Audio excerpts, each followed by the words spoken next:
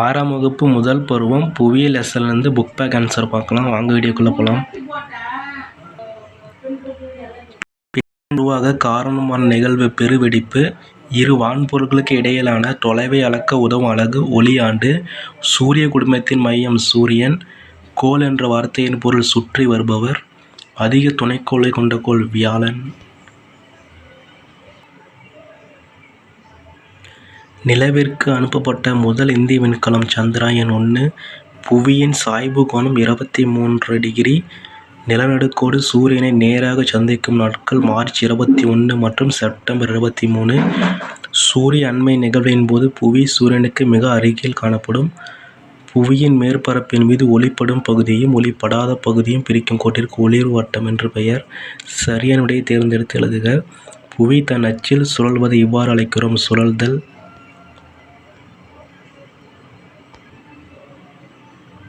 மகர ரேகையில் சூரிய கதிர்கள் செங்குத்தாக விழும் நாள்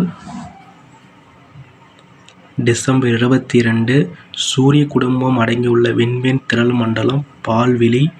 மனிதன் தன் காலடியை பதித்துள்ள ஒரே விண்பொருள் சந்திரன். எந்த கோளால் தண்ணீரில் மிதக்க இயலும் சனி.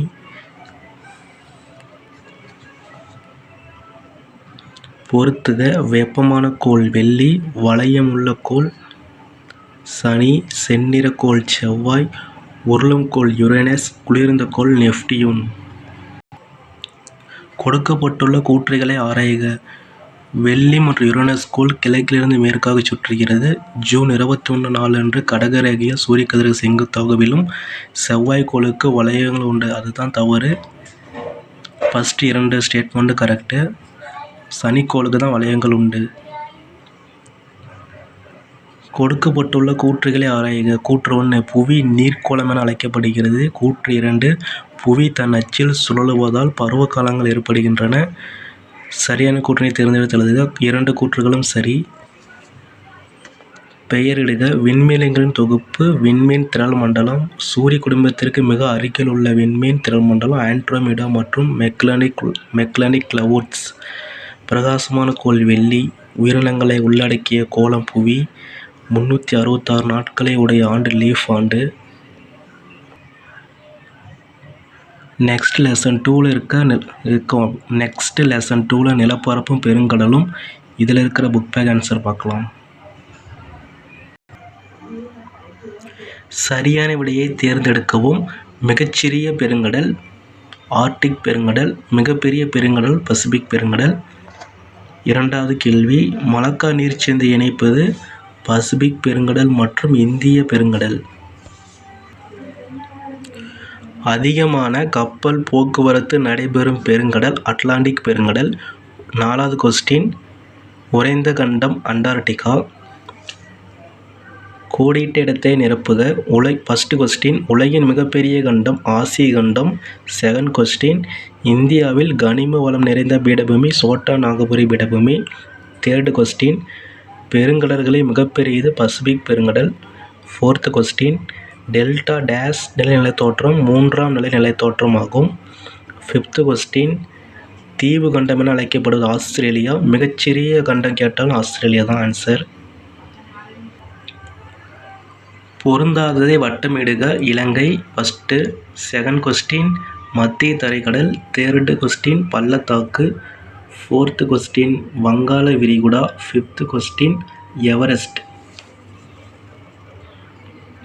பொறுத்துக. தென் சாண்ட்விச் அகழி தென் பெருங்கடல்.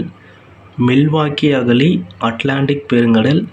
மரியானா அகழி பசிபிக் பெருங்கடல்.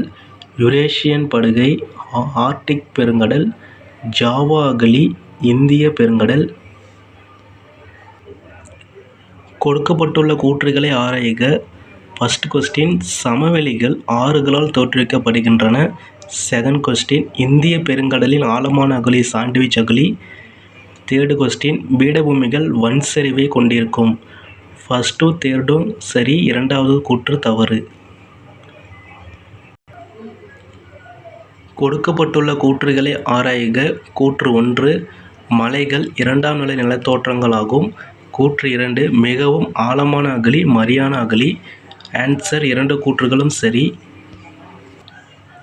நெக்ஸ்ட்டு பருவம் 2ல் புவியியல் டாப்பிக்கில் ஃபஸ்ட் லெசன் பார்க்கலாம். வாங்க வீடியோக்குள்ளே போகலாம்.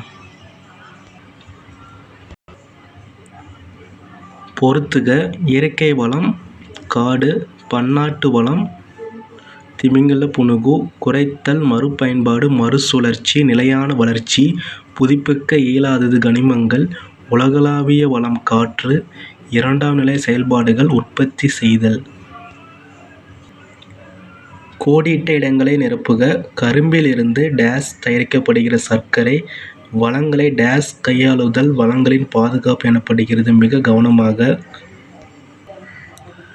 குறிப்பிட்ட பகுதிகளில் காணப்படும் வளங்கள் டேஸ் எனப்படுகிறது. உள்ளூர் வளங்கள். தற்போது பயன்படுத்தப்படும் வளங்கள் டேஸ் வளங்கள் என்று அழைக்கப்படுகிறது. கண்டறியப்பட்ட வளங்கள். டேஸ் வளம் மிகவும் மதிப்புமிக்க வளம் மனித வளம். இயற்கை வளங்களை சேகரித்தல் டேஸ் எனப்படுகிறது. முதல்நிலை செயல்பாடு. நெக்ஸ்ட் வாக்கியமும் புரிதலும். வாக்கியம்: வெப்பமண்டல பகுதிகளில் அனல் மின்னாற்றலுக்கு பதிலாக சூரிய ஒளியாற்றல் ஒரு சிறந்த மாற்று ஆகும். புரிதல் 1: நிலக்கரியும் பெட்ரோலியமும் குறைந்து கொண்டே வருகிறது. புரிதல் 2: சூரிய ஆற்றல் என்றும் குறையாது. சரியான விடை 1 மற்றும் 2 சரி. Second question. வாக்கியம்: வளங்களை பாதுகாக்க விடில் மனிதனினம் அழிந்துவிடும். புரிதல் 1: வளங்களை பாதுகாக்க வேண்டாம். புரிதல் 2: வளங்களை பாதுகாக்க வேண்டும். புரிதல் 2 மட்டும் சரி. Third question. வாக்கியம்: மனிதன் விவசாயம் செய்ய தீர்மானித்தான். புரிதல் 1: உணவு சேகரித்து வந்த மனிதனுக்கு உணவு தட்டுப்பாடு ஏற்பட்டது. புரிதல் 2: மனிதன் சேகரித்த உணவு ஊட்டமிக்கதாக இல்லை. சரியான விடை புரிதல் 1 மட்டும் சரி. நெக்ஸ்ட் பருவம் 3ல் புவியியல் டாப்பிக்கில் புக் பேக் ஆன்சர் பார்க்கலாம். வாங்க வீடியோக்குள்ளே போகலாம். சரியான விடையை தேர்ந்தெடுத்து எழுதுக. ஆசியாவின் மேற்கு எல்லையில் இல்லாதது எது? அரபிக்கடல். எல்பர்ஸ். Second question. எல்பர்ஸ் மற்றும் ஜாக்ரோஸ் இடையில் அமைந்துள்ள மலையிட பீடபூமி ஈரான். Third question. நிலநடுக்கோட்டு காலநிலை என்பது ஆண்டு முழுவதும் ஒரே மாதிரியாக இருக்கும்.